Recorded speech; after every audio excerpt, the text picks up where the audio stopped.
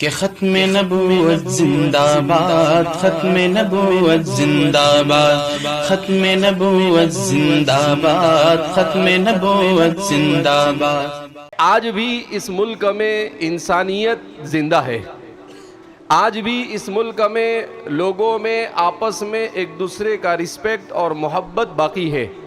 مفکر اسلام حضرت مولانا علی میاں ندوی رحمۃ اللہ علیہ وہ فرماتے ہیں کہ اس ملک پر مسلمانوں نے 1000 سال حکومت کی، مگر اس 1000 سالہ حکومت کے پورے زمانے میں کبھی بھی آپ کو ہندو مسلم جھگڑا نظر نہیں آئے گا۔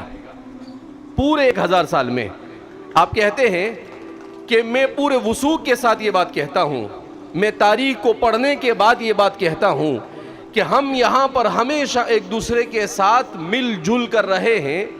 یہ انگریز ہے جنہوں نے ڈیوائیڈ اینڈ رول، آپس میں لڑاؤ اور حکومت کرو، اس کے ضمن میں ہمیں آپس میں جھگڑانے کی کوشش کی، اور انہوں نے یہاں پر یہ نفرت کے بیج بوئے۔ لہذا اس ملک کا صحیح باشندہ وہ ہے جو اپنے آپ کو بھائی چارگی کے ساتھ اس ملک میں رہنے کا ذمہ دار بناتا ہے۔ میں نے جو قرآن کریم کی آیت کریمہ آپ حضرات کے سامنے پڑھی، اس آیت کریمہ میں اللہ کیا فرماتے ہیں؟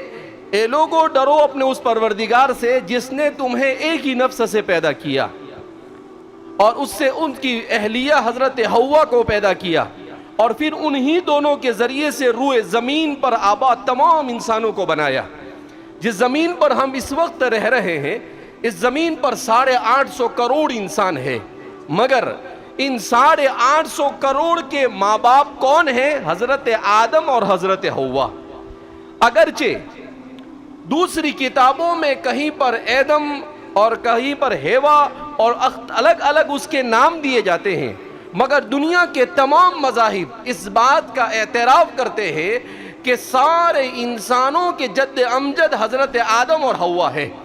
انہی دونوں سے اس دنیا کے اندر میں انسانوں کی نسلیں چلی ہے، جس کو قرآن نے بیان کیا وَبَثَّ مِنْهُمَا رِجَالًا كَثِيرًا وَنِسَاءً، کہ ان دونوں کے ذریعے سے ہم نے مردوں اور عورتوں کو زمین پر پھیلا دیا۔ تو یہ سب کے سب چاہے کسی بھی مذہب سے تعلق رکھتے ہو، دنیا کے کسی بھی خطے اور کسی بھی ملک سے تعلق رکھتے ہو، چاہے کالے ہو چاہے گورے ہو، کسی بھی قسم کے ہو، سب کے ماں باپ یہ ایک ہے، اور ان سب کو پیدا کرنے والا بھی ایک ہے۔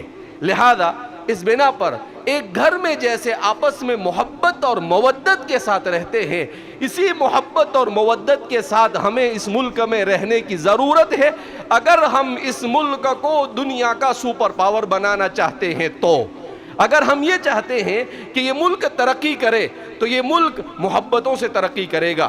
مفکر اسلام حضرت مولانا علی میاں ندوی رحمۃ اللہ علیہ وہ فرمایا کرتے تھے کہ جب تک کہ محبت اور درد باقی ہے انسان کے دل میں، وہاں تک کہ اس روئے زمین پر بسنے والا انسان انسان ہے، اور جس وقت انسان کے دل سے دوسرے انسان کا درد ختم ہو جائے گا، دوسرے انسان سے محبت ختم ہو جائے گی، اس وقت اگر کروڑوں انسان بھی ہو تو انہیں انسان نہیں کہا جائے گا، انہیں جانور کہا جائے گا۔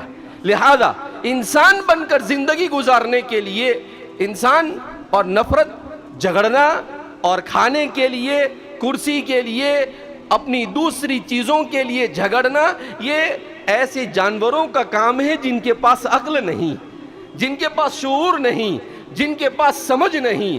جس کو خالق اور مالک نے عقل دی ہو، جس کو خالق اور مالک نے دل دیا ہو، جس کو خالق اور مالک نے اپنے ہاتھ سے بنایا ہو، کیا وہ بھی اپنے دل میں نفرت لے کر گھوم سکتا ہے؟